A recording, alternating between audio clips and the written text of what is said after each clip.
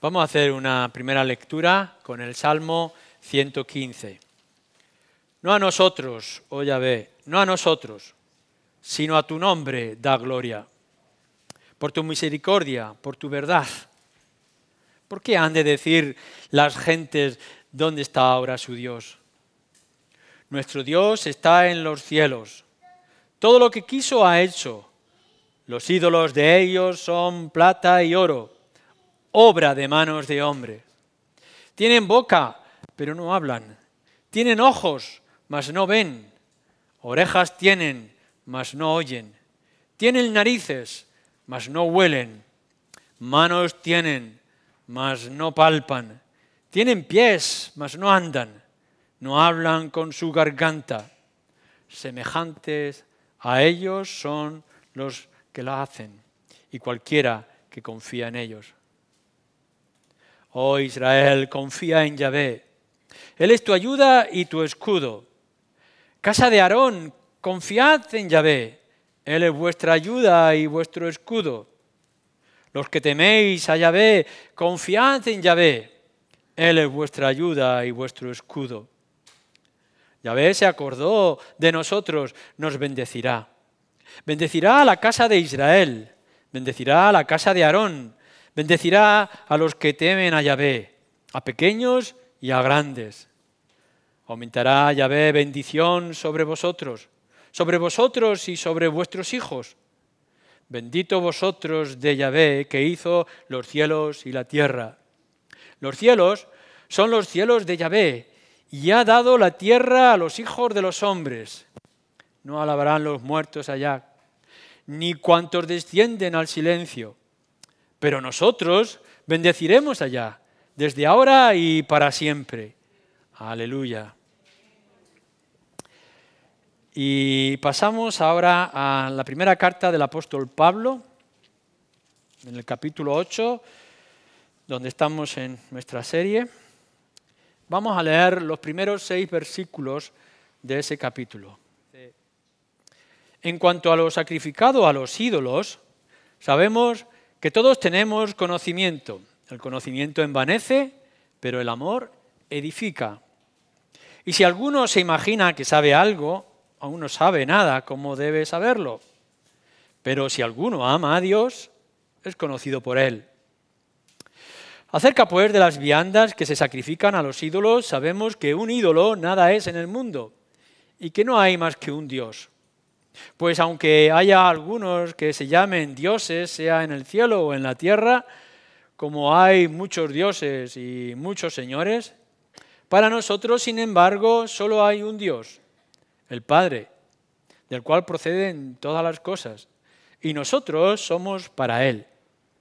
Y un Señor, Jesucristo, por medio del cual son todas las cosas, y nosotros por medio de Él.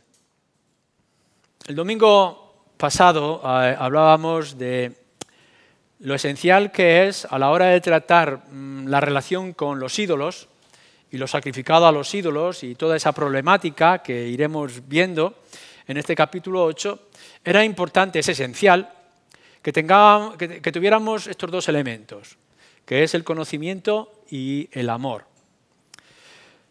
Yo hago un llamamiento a cada uno de vosotros para que podáis analizar vuestro propio corazón y vuestra mente, si hay un conocimiento bíblico, si sabéis los principios básicos, fundamentales, si tenéis la experiencia, el conocimiento práctico de vuestra salvación, y después que veáis si hay amor.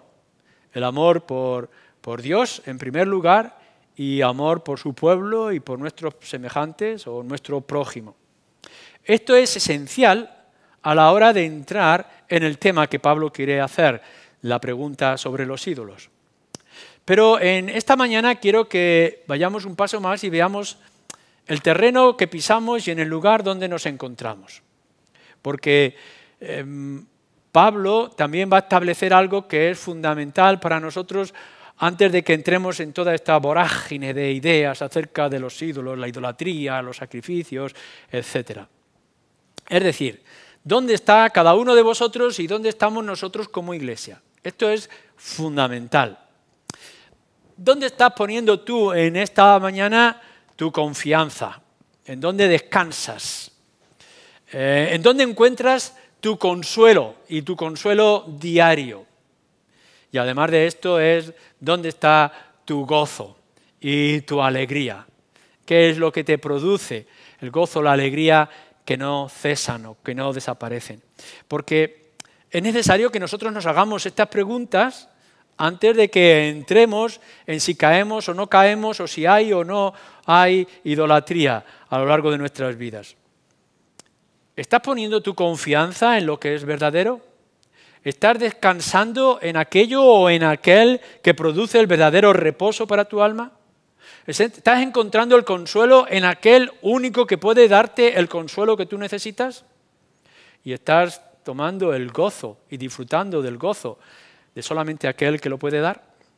Esto es importante. Entonces, Pablo lo que está haciendo en primer lugar es darnos el terreno movedizo o el terreno falso de nuestra sociedad, como era la sociedad también de ellos, los ídolos.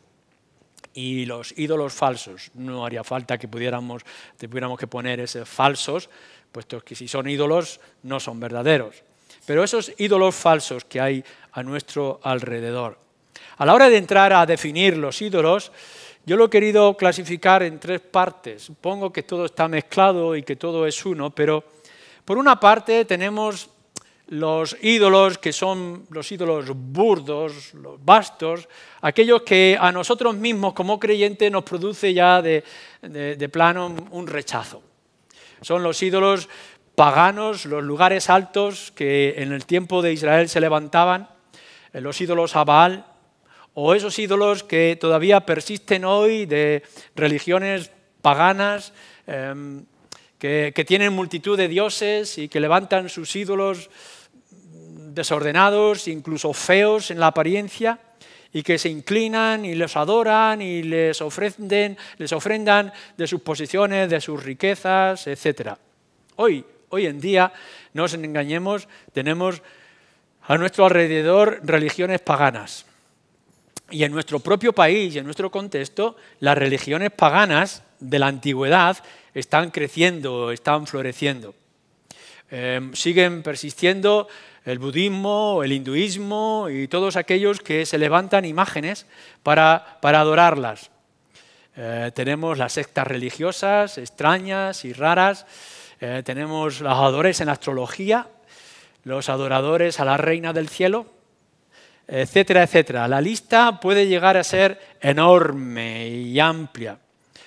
Se levantan hombres que dicen ser Dios y podemos ver gente engañada de manera sorprendente siguiendo a un Dios mortal que les promete curación y sanidad y que les mete en líos sexuales y mentiras y engaños y esclavitud espiritual. Incluso hoy podemos encontrar adoradores de Satanás.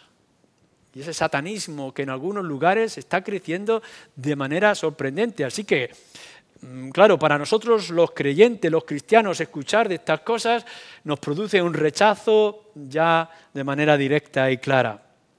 Pero no nos engañemos. A veces los ídolos tienen imágenes cristianas o que ellos dicen ser cristianos. Gente que adora una imagen de escayola que representa a una virgen, a un santo, a un Dios, un Cristo, etc.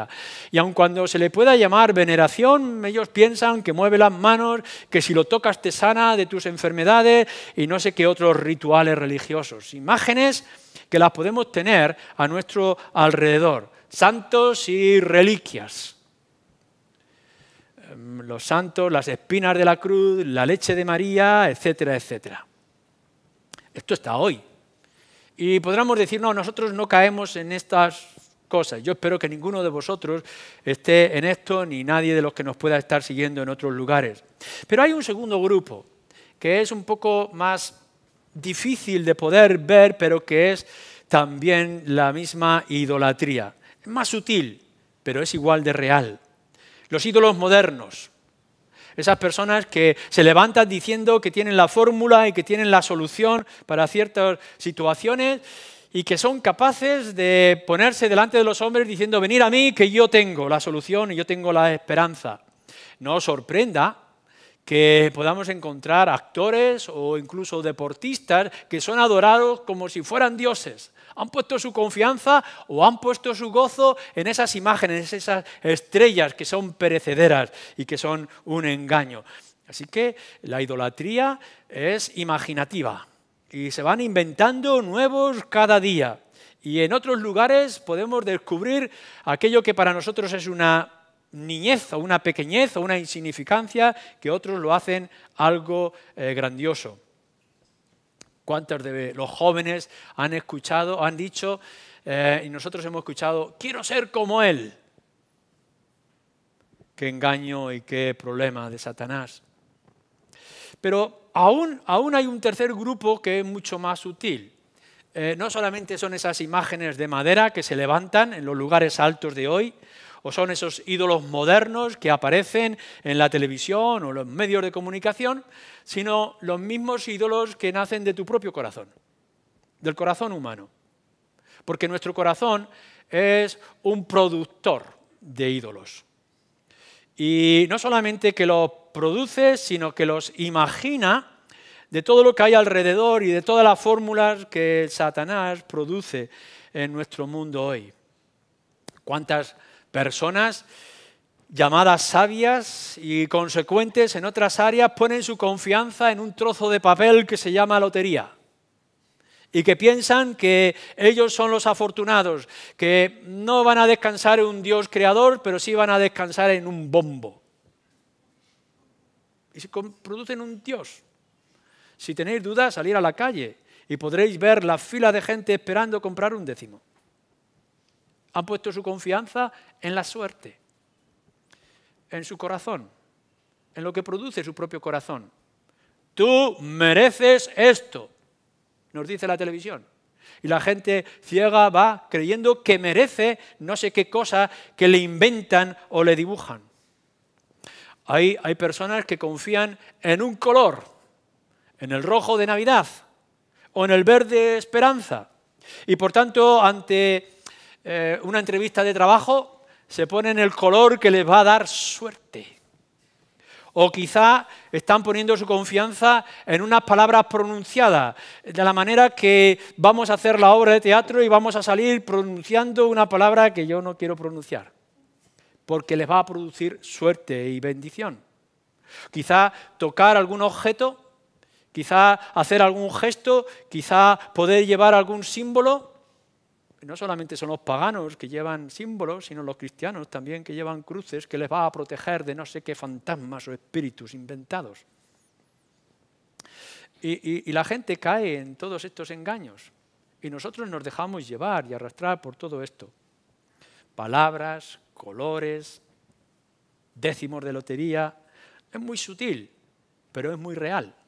Porque todo lo que esto hace es desviar la atención que deberíamos de prestar a aquel que tiene el dominio sobre todas las cosas para caer en aquello que es pura neblina, que es fantasía y que es nada.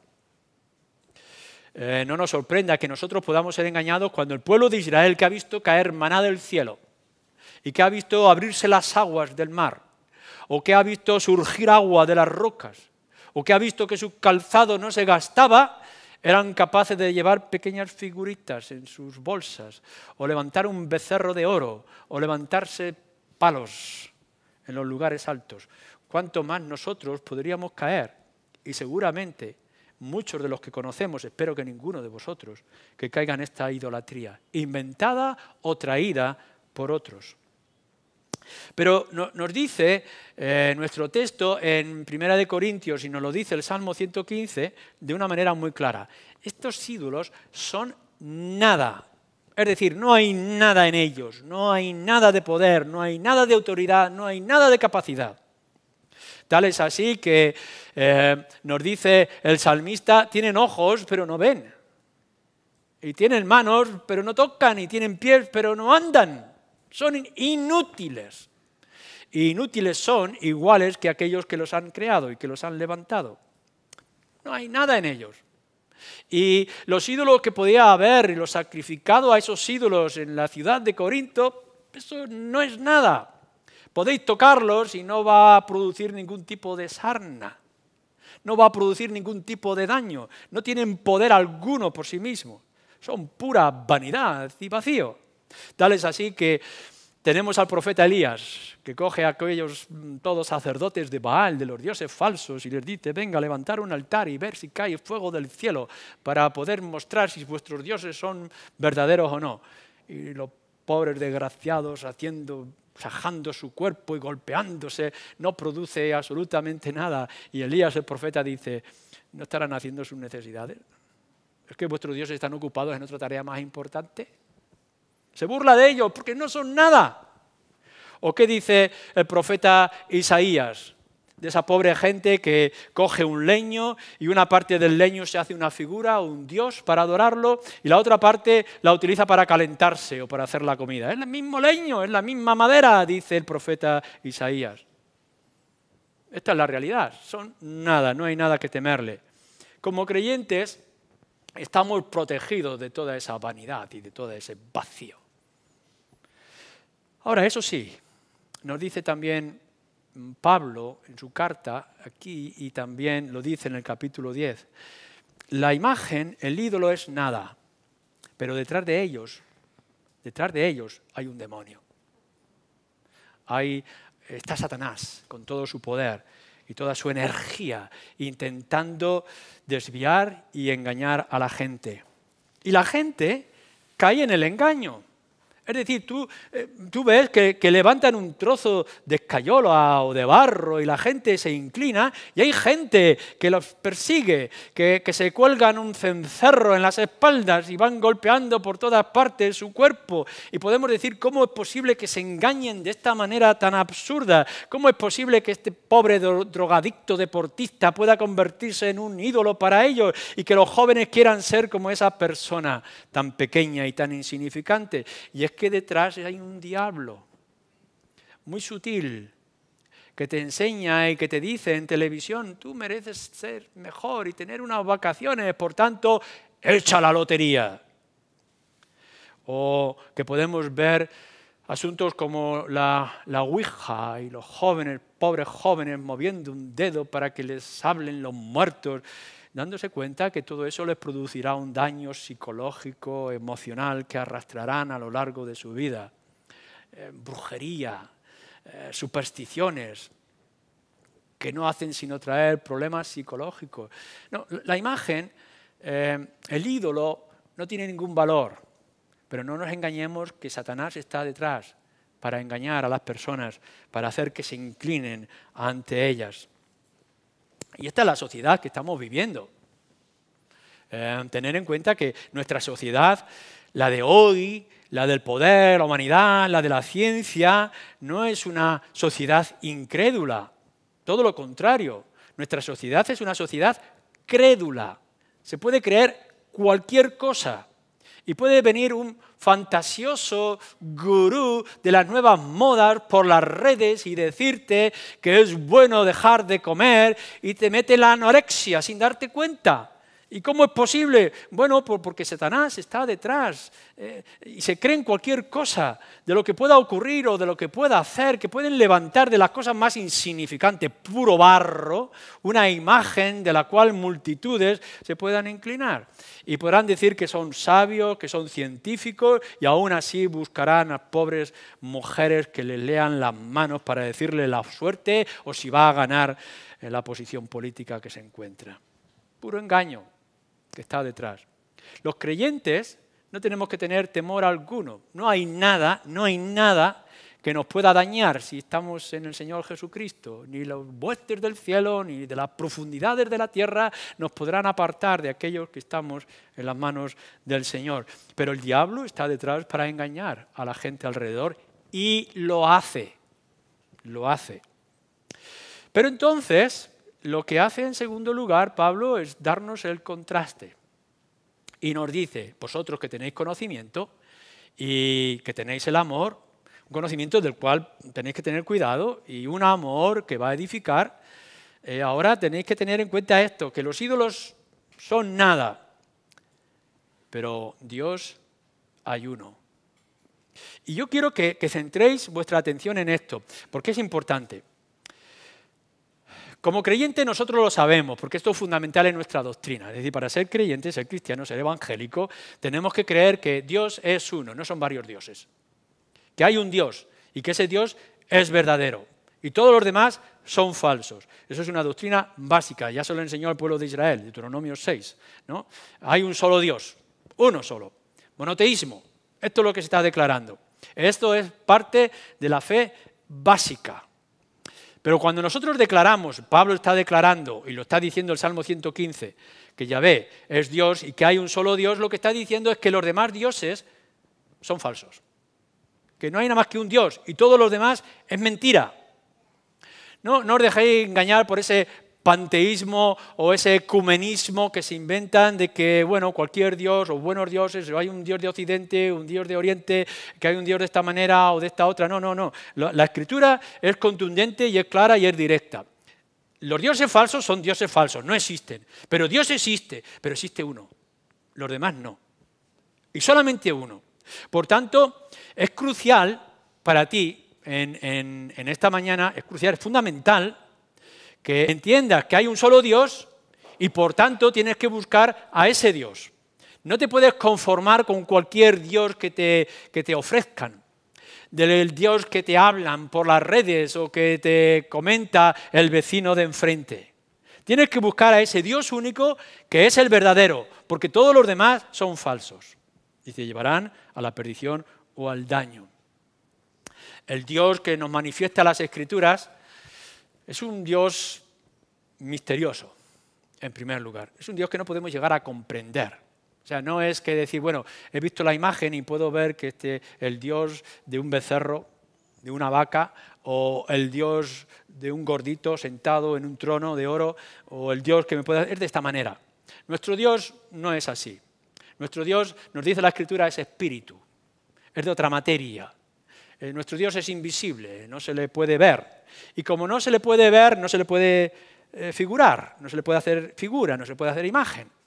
No podemos hacer una imagen de nuestro Dios, no lo podemos calcular. Nuestra imaginación no llega a comprender la clase de Dios que nosotros debemos de adorar y que nos hablan las Escrituras.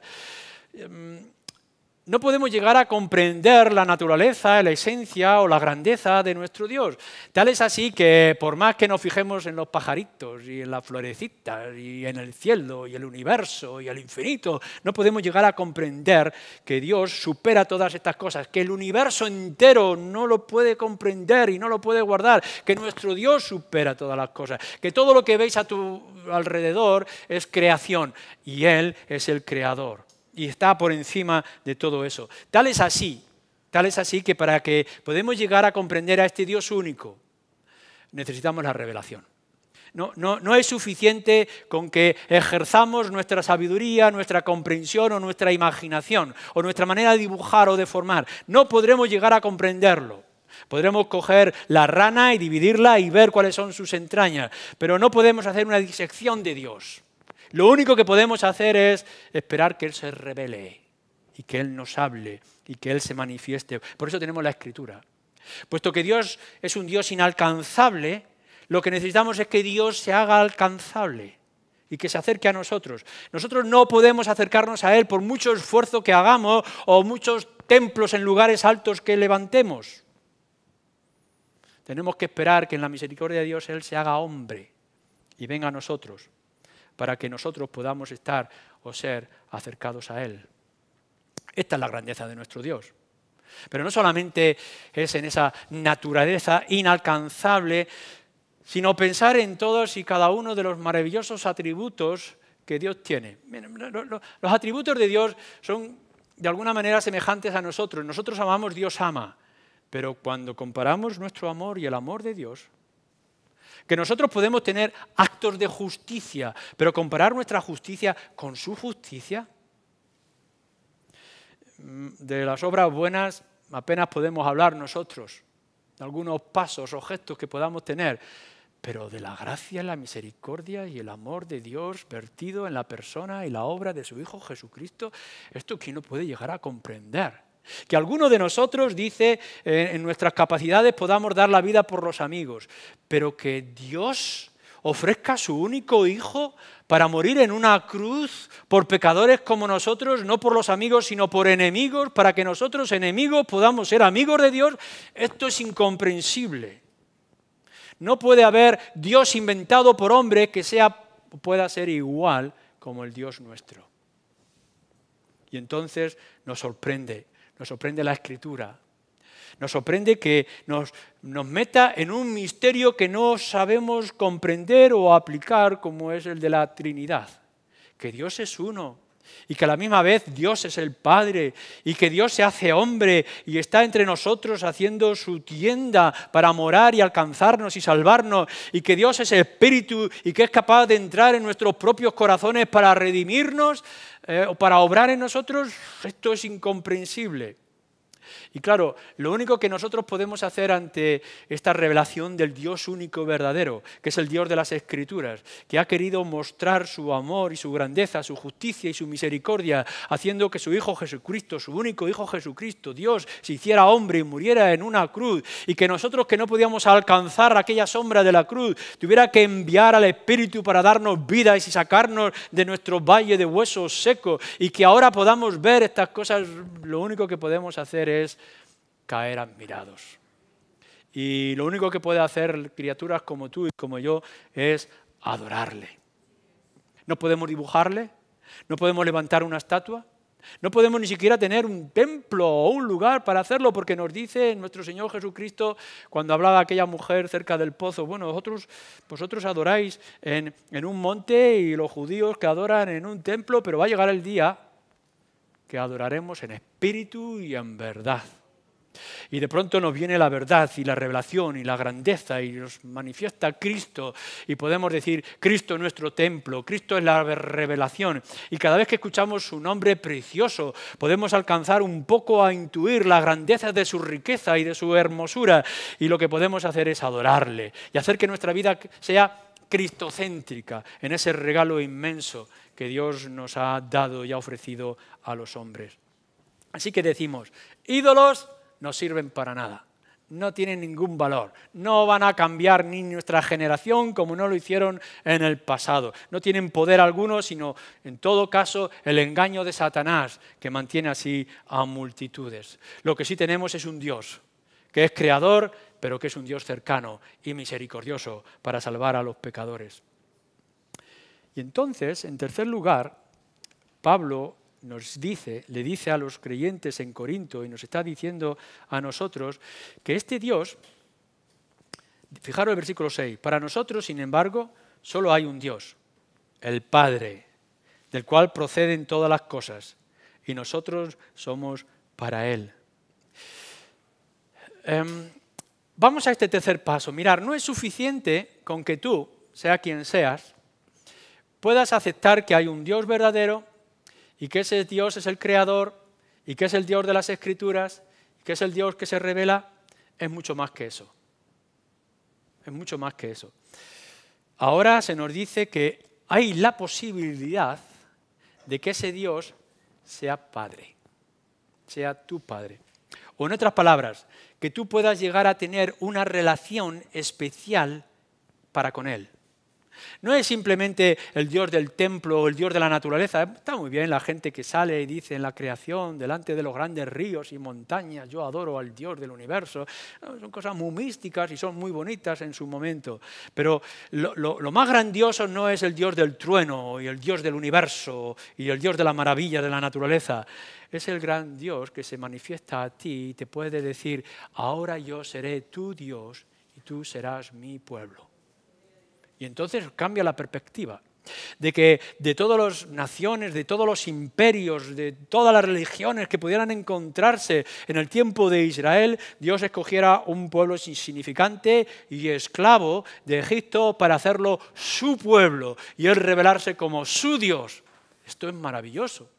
Y esa misma imagen, idea, es la que nosotros tenemos con respecto al Evangelio, en el cual hemos dicho que tú no puedes alcanzar a Dios, pero Dios se hace alcanzable a ti. Y de pronto viene a ti, que eres un pecador, que tu corazón produce ídolos y produce pecado y ofensa de manera constante, y que Dios te diga, mira, es posible que te puedas librar de todo esto y puedas llegar a tener una intimidad conmigo. Y que yo pueda ser tu Dios y tú puedas ser mi hijo. Porque, como nos dice el Señor Jesús, o nos dice el Evangelio de Juan, no todos somos hijos de Dios, sino aquellos que creen en el Hijo son declarados hijos de Dios. Es decir, que no todas las criaturas son hijos, pero algunos de las criaturas pueden llegar a ser hijos. Y entonces, clamamos a Él de manera diferente. No como aquel que tenemos que hacer que se estremezcan los cielos para que nos hable y obre, sino aquel que se sienta a los pies de su Padre y le dice, Abba, Padre. Y que pueden tener intimidad con Él y abrir su corazón y tener la certeza de que ese Dios tierno y cercano escucha nuestra oración. No importa dónde os reunáis, donde estéis 2 o 3 en mi nombre, dice el Señor Jesús, entonces vuestras oraciones serán respondidas. Todo lo que pidierais en mi nombre, mi Padre que está en los cielos os lo va a dar. Y de pronto vemos que hay un vínculo, que Dios no es un Dios lejano, sino que es un Dios cercano, que está a nuestro lado y que lo único que tenemos que tener es ojos para verlo, ojos para sentirlo. Ya no tratamos a Dios como el Creador, sino que le tratamos a Él como Padre. Ha cambiado todo. Pero claro, ese tratar a Dios como el Padre nuestro y el Dios cercano nos trae una responsabilidad, porque dice Dios el Padre, del cual proceden todas las cosas, y nosotros, dice, somos para Él. Porque si Él lo ha dado todo en su Hijo y se ha acercado para hacer de tu vida algo distinto y cercana a Él, a la misma vez te pide responsabilidad, te pide una respuesta.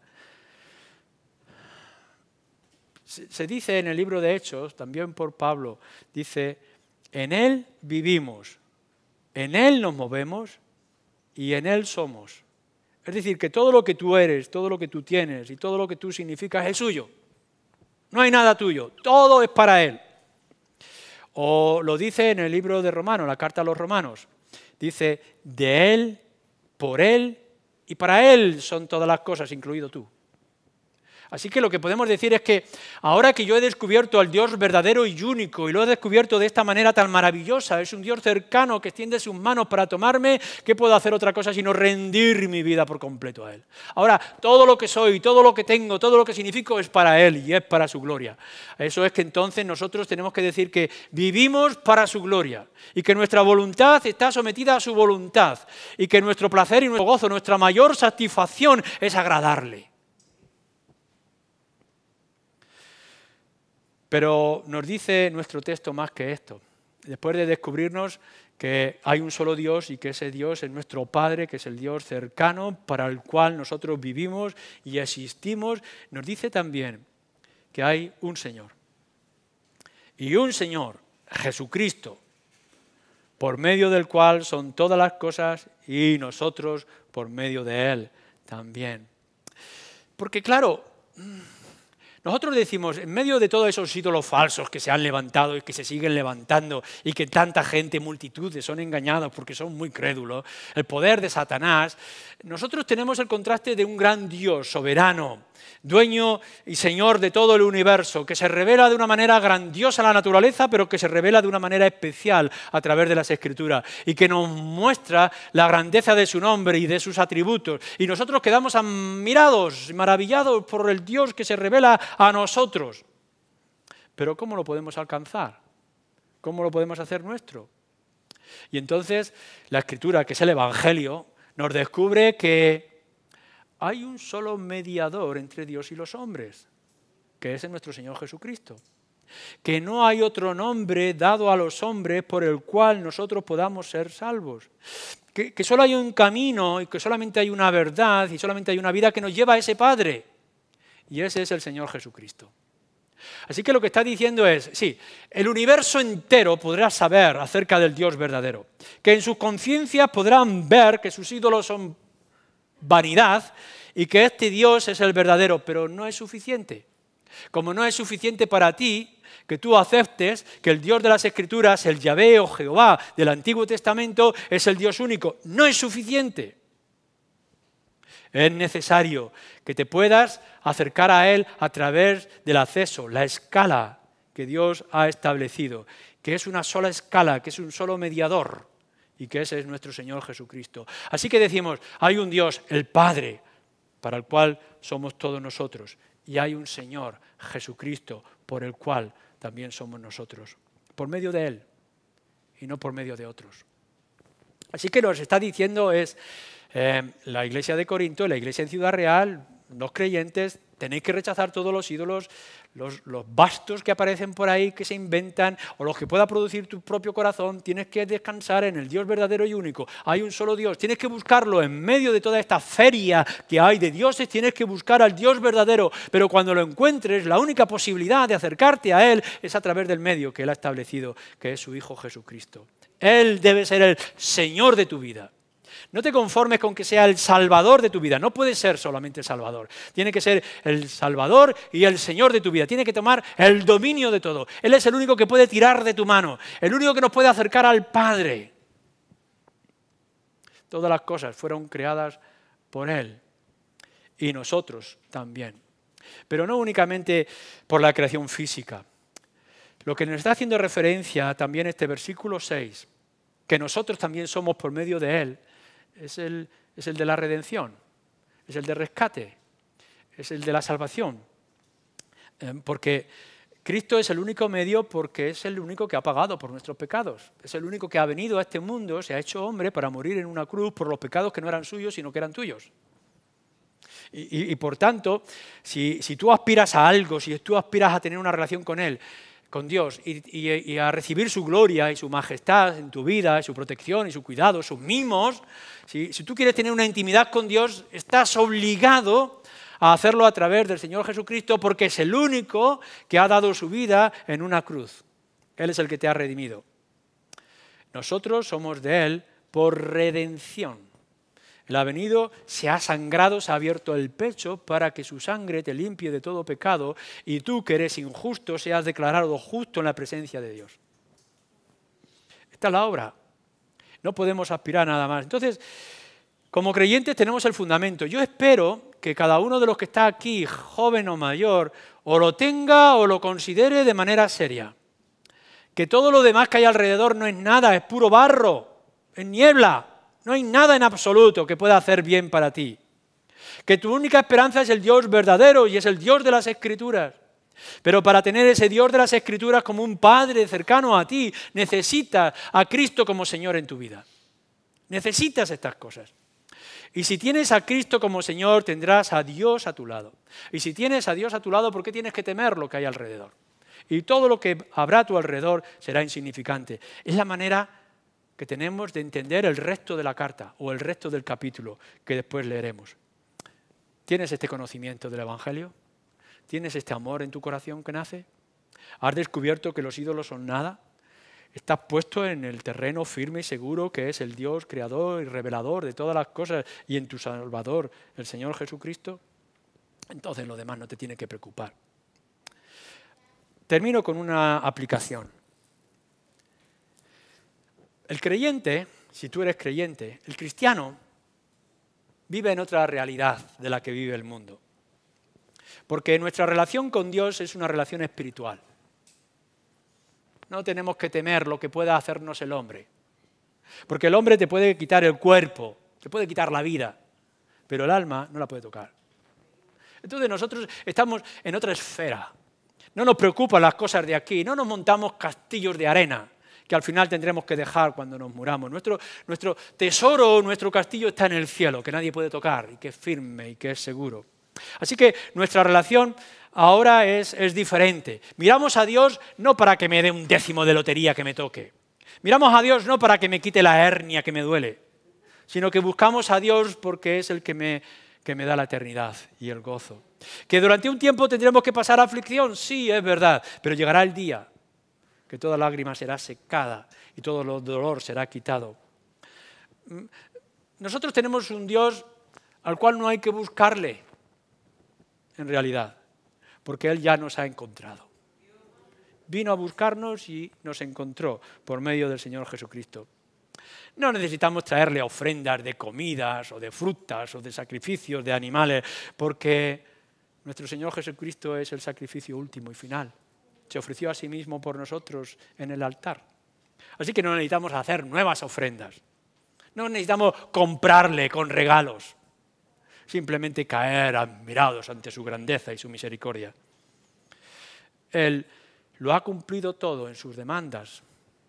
Todo lo que podía esperarse o lo que Él mismo podía exigir lo ha cumplido en sí mismo. Y por tanto, nuestra situación y relación con Dios es definitiva. Nada ni nadie nos podrá apartar de aquello que ya es seguro en el Señor Jesucristo. Es más, lo que nos dice y nos muestra las Escrituras es que en Cristo somos libres de todas estas supersticiones, invenciones que la sociedad pueda levantar. Son meras supercherías que no significan nada.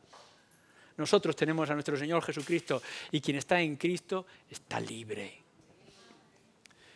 En Cristo tú tienes todo lo que necesitas, sorprendentemente. Sí, es verdad que tenemos que buscar necesidades, trabajo, salud, asuntos familiares que solucionar y que habrá mucha tristeza y muchas penas, pero en Cristo tenemos todo lo fundamental que nos va a traer delante del día del Padre cuando estemos en los cielos. Es más, en medio de toda esta situación no necesitas ir al altar o al ídolo que está al lado. Dice la Escritura, donde estén 2 o 3 reunidos en mi nombre, dice el Señor Jesucristo, yo estaré en medio de ellos. Y todo lo que pidáis en mi nombre, mi Padre que está en los cielos os lo va a dar. Así que no necesitamos sacrificios, rituales, regalos a los ídolos. Lo único que necesitamos es venir ante los pies de nuestro Señor Jesucristo y en su nombre, descansando en su obra, abrir nuestro corazón para que nuestro Padre que está en los cielos, como un Padre misericordioso, nos dé lo que necesitamos y nos dé paz a nuestro corazón. Amén.